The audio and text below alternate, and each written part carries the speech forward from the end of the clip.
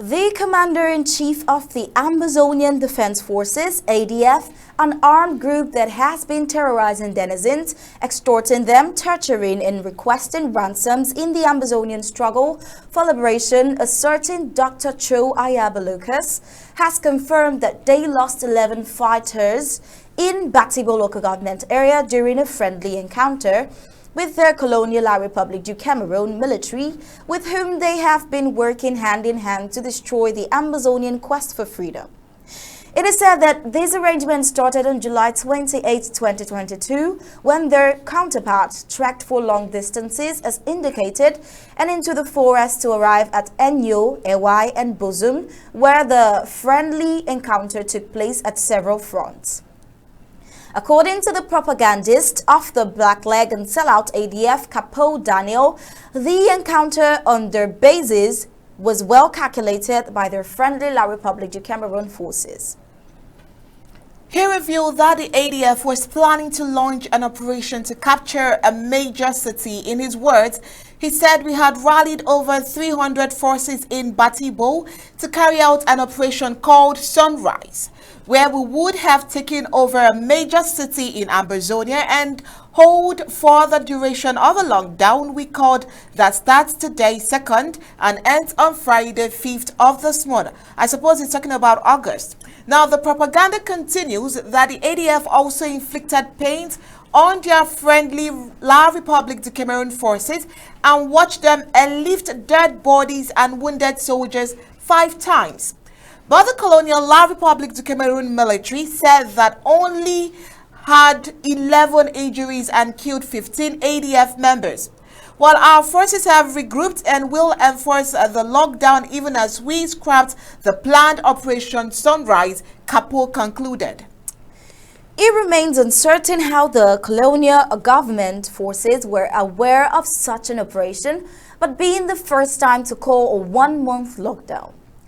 The new military general in Bamenda, General Buba Donekrio, knew something was cooking and decided to attack first before waiting for the commencement of the ADF lockdown, striking the enemy first.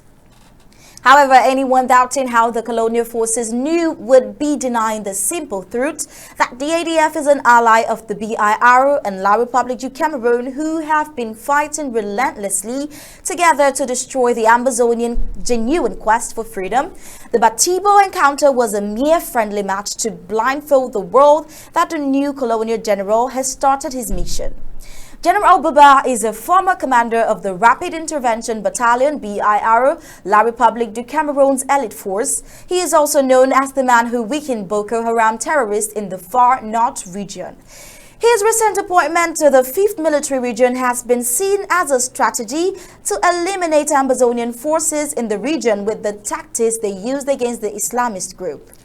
Now, there's a big question. Where on earth do guerrillas enjoy injunctions? Reacting to this, a certain Amazonia on social media says, "Of course, I call this incident in Batibo as a free fire between partners and friends. In this case, Ayaba and La Republic du Cameroon, the losers, are these boys calling themselves ADF and Unity Warriors." He continues to say, "If I may ask, what was the reason of the assembling of the fighters in Mogamo? Aren't we fighting a guerrilla war? Guerrilla fighters don't group together, and worse still, they were coming all the way from Bui, Ngokentuja, and many others. In effect, Ayaba and Cameroon called for a budged 30-day lockdown to neutralize all fighters so that come September, other UNGA Cameroon will say they have defeated the secessionist terrorists, and so there is no need for any international mediation." Now, this is where ANU comes in with the 5-year federation project. If ANU or Ayaba were to play any leadership role, they would be worse than Solomon Tadeng Muna. All right, well, this is what we are thinking, but then we have Dr. Elad here to respond. Probably he has a different response to this. Let's see if he agrees. Dr. Elad, are you still there? Well, I'm here. I'm still here. I'm here. All right, go ahead. All right, so... Okay. yes, go ahead. Well, I got you, girls. I got you, girls, and there is no argument that I will put up that will beat up what you just said. Let me say this. Let me say this, and Amazonians should listen and listen carefully. I was speaking with an Amazonian, I think yesterday or day before yesterday, and he asked me, Doctor, you sure say these people they really fight this revolution? Which means for those who don't understand pidgin, are you sure these people are really with us fighting this revolution? And I told him, I said, you know what? You will never know if somebody is really for the revolution, except he or her will open the mouth and tell you, I am against you people, I'm just pretending. But we are now seeing some pretentious activities that are coming up. And with all social media, any Tom and Dick has the ability to have a gadget, to have this thing. You sit in your house and just type any rubbish and put it. You can make an audio, you can talk whatever you want. That nonsense called unity force. I mean, those people that they have cut off the air of their stealing. You know why this revolution we are taking every time we go 2 steps forward, 1 step backward, 2 steps forward, 1 step backward? It's because this interim government has cut off, I said it last time, the air of money from people like Cho Ayaba, Kwanga, Buabad, Fontemiba, all those people. Before the revolution, they were going around getting monies to hundreds of thousands of dollars, flying to South Africa, fly to Japan, fly to China, all those places. Now they cannot do it anymore because Amazonians, they have opened their eyes. They have heard, they reason, they know what we want.